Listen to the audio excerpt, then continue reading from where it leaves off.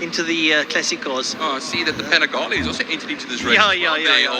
Of Paul Bedell. And Michael de Toy, so I think they've got it a bit mixed up. Maybe just clear the timing sheets. A mix-up race, a 2 versus 4 wheel race. Well, there we go. So 8 laps, as you say, the Francois, and they'll be going off now.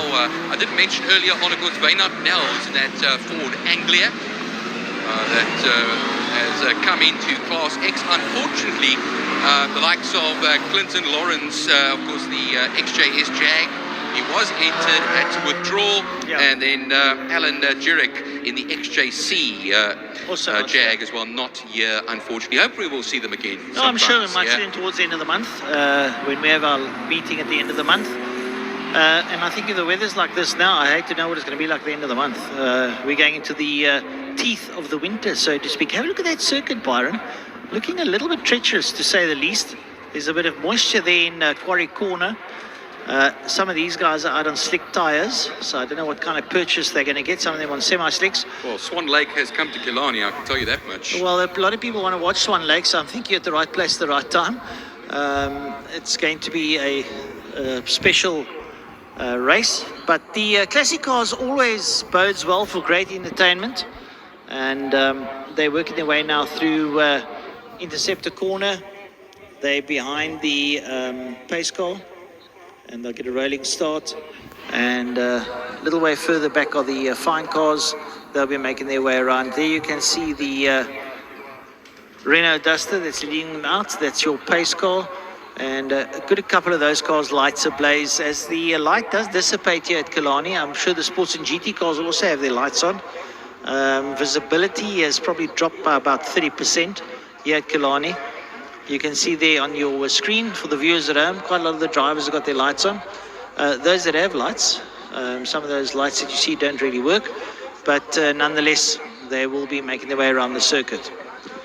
Well, the Hurst Datsun 140Y at the tail end of the field. There's 2 Datsuns that have been campaigning today. We have the Datsun Triple S of Bayer and Berdine, and there's always great to see a whole great gaggle of different types of motor cars as we see them crawling down the back straight now. We mentioned the Renault Duster coming around into turn 5. The Tamina Fastron will peel off into the pit lane, and then we'll be all hell for leather after that one, as the Mustang will then be the de facto safety car until the lights go out.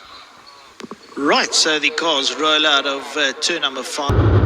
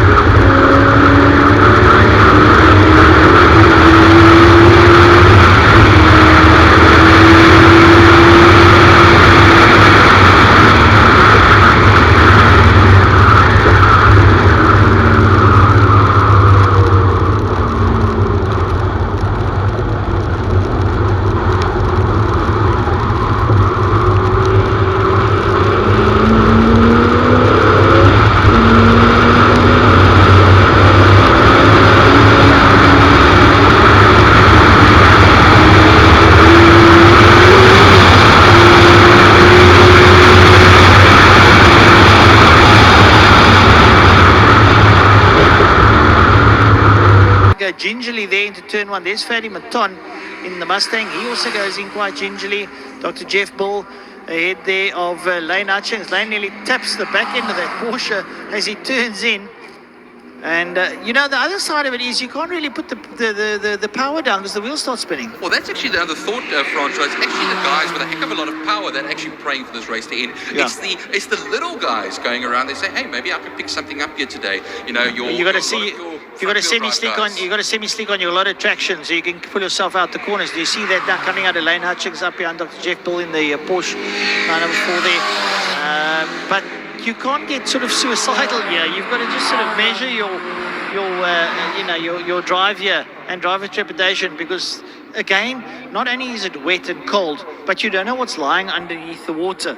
You know, and then just that point where you apply a little bit of pressure and whoop, there goes the car, and that's the end of your race, and you probably land up with a bit of damages that's going to hurt your pocket. So you got to race with trepidation, as they say. Yeah, I know. Why risk the damage? At the end of the day, you know, you could think to yourself, I can give myself a good result, but at the end of the day, if it goes all wrong for me, it's going to be a heady repeatable. So rather just like guide it to the end. There goes the Ferdi Mouton Mustang still out on the circuit there. Lane Hutchings still all over the back there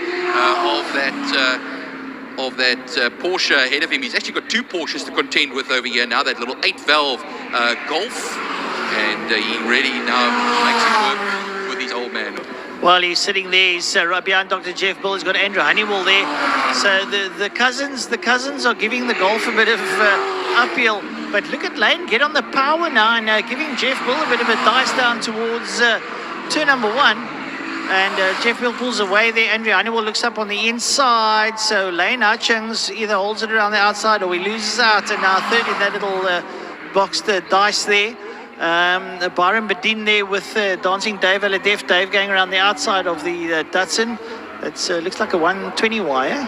140Y, yeah.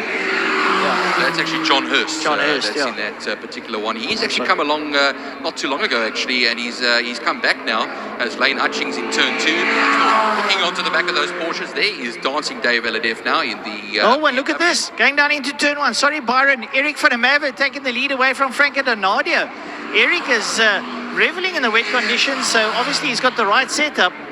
Pelé going a little bit slower there. But have a look at this. Eric van der Merwe leading out on Franco Donadio. Donadio's got no traction in the wet. And this is playing into the hands of Eric van der Merwe. Yeah, he was sliding around quite a bit earlier. And on the last lap. Yeah, we're on the last lap, and could we get ourselves here an unlikely victory? It's still a whole lap left to go. Remember, a whole lap feels longer now when you're in these types of conditions. Well, he's tiptoeing it around. He's pulling away there from Donadio. Donadio doesn't have the traction. That is a bit unfortunate. Whole gaggle of cars going down into Fostron corner, down into turn 5. There's Ferdi Mouton, there's Dr. Jeff Bill, Andrew Honeywell, and Lane Hutchings. That dice continues. They've got another lap to do. They're going to have to cross the line. But the checkered flag is being readied. And, that's going to be for Eric van der Merwe, goes down the back straight. And he's doing it at a reasonable rate ahead there of Franco Donadio. But like I said, the wet Donadio's on slicks. He hasn't got traction. And Eric van der Merwe is just pulling away. Yeah, so there in turn 5, Pelé, is stopped now on the inside of turn 1. The checkered flag is waiting, and the longest lap of Eric van der Merwe's life has now come to an end, and he will take the very famous victory over here. Well done to the 944 man. Yeah, Eric van der Merwe beats Franco Donadio. And, they're a country mile ahead there of the rest. We're looking for, I think, Michael Hitchcock, but I think Michael's off the circuit. Waiting for the rest of the field to come through.